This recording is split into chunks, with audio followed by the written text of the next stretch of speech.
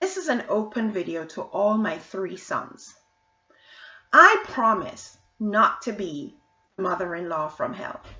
I can give you this personal guarantee for 2 reasons. Number 1, I fully expect that you will select a partner who will be a fit into our family. And number 2, regardless of whether you do or not, I guarantee that I will not interfere in your newly formed relationship. So let me expand on that a little bit. I fully expect that you will select a person who is a fit to our family. And our family has a real personality. It really does. For example, my eldest son, John, when he walks into his grandparents' home, he may be greeted with, "John, you look like an orangutan." It may sting for the moment, but you laugh at yourself, you roll with it. My brother, Oliver, your uncle, is right now in a deep pain because the woman he married did not have any interaction with the family before we all went to the wedding and met her. And it didn't take long after that my father, your grandfather, said, because she put on quite a bit of weight, "Deborah, it seems you've been doing a lot more feasting than fasting recently." She took massive offense to that. What about another time when Deborah, whose career was to sing, and my father, your grandfather, his mother was a seamstress, there was an ad in a paper for a singer sewing machine, and he pointed to the magazine article and said, "Well, at least there's one singer in the family." She took massive offense to that. It wasn't just massive offense. She went home to give her brother, my brother, her husband, grief. Grief to the point where he disconnected himself from his family, lived this isolated life with this miserable woman who was constantly giving him grief, not just from this. She was always complaining about something, always expecting him to challenge and champion her in something. And today she's walked away because she couldn't take it anymore. She didn't like the family and she just left.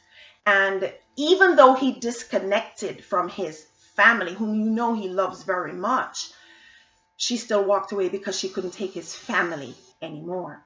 What about my husband, who my mother walks in and says things like, "You white people food"?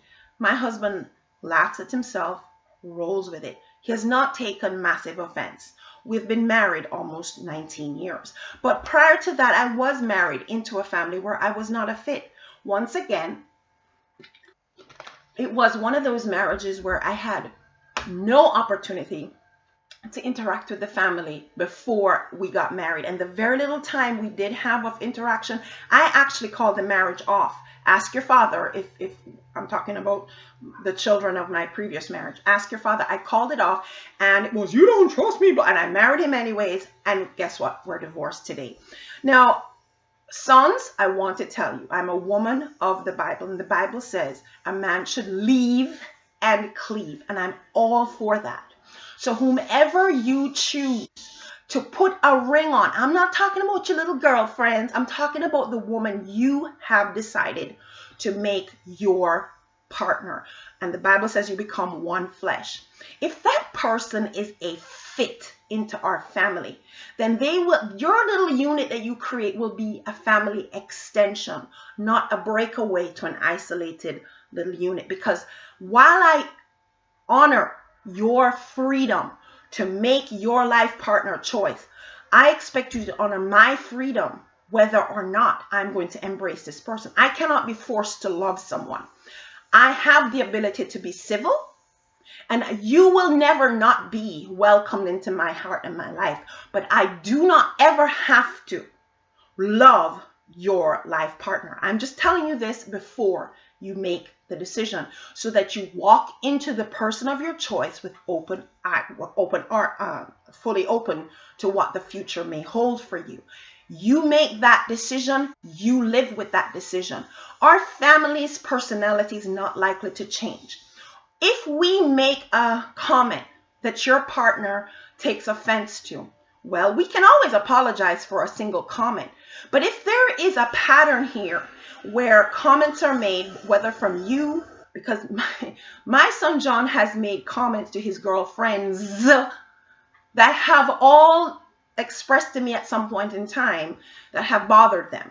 Now, you either choose to roll with it and laugh at yourself and move on, or you take offense to it and you have a little mini war. Now, mini wars may hurt for a little and you forget it, but after a while, mini wars upon mini wars upon mini wars make for a very miserable life. So sons, all three of you, I'm making this message before you have selected your life partner, so you walk into it with an open mind and a full understanding of what is before you. You can choose to marry somebody who has become a family extension. I want to draw attention again to Gabby, your sister, whose first marriage was to a man that did not fit. Now, I want all of you, if you are of the age, to remember what that felt like. What it felt when he was present among us, and what it felt like when you had to interact with her, and how willing you were to go and interact with her. I want you to remember that as you make your life choice. If you make the decision to partner up with someone who is not a fit into the personality of our family, someone who walks in and we say, honey, your hair ain't looking too cute today, and you're going to take offense. Sons, all three of you, I'm just telling you, we can apologize for a momentary comment, but we cannot apologize for who we intrinsically are. And guess what? You children are a product of the family unit, and you have a lot of the personality of this family in you.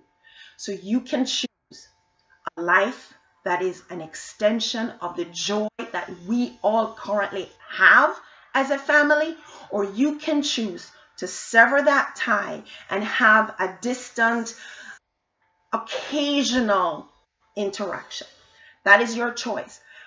You have the freedom to make that choice, and I will fully extend my freedom of whether or not I'm going to love and embrace the bride of your choice, because I have that right and I am fully prepared to execute it. I love you.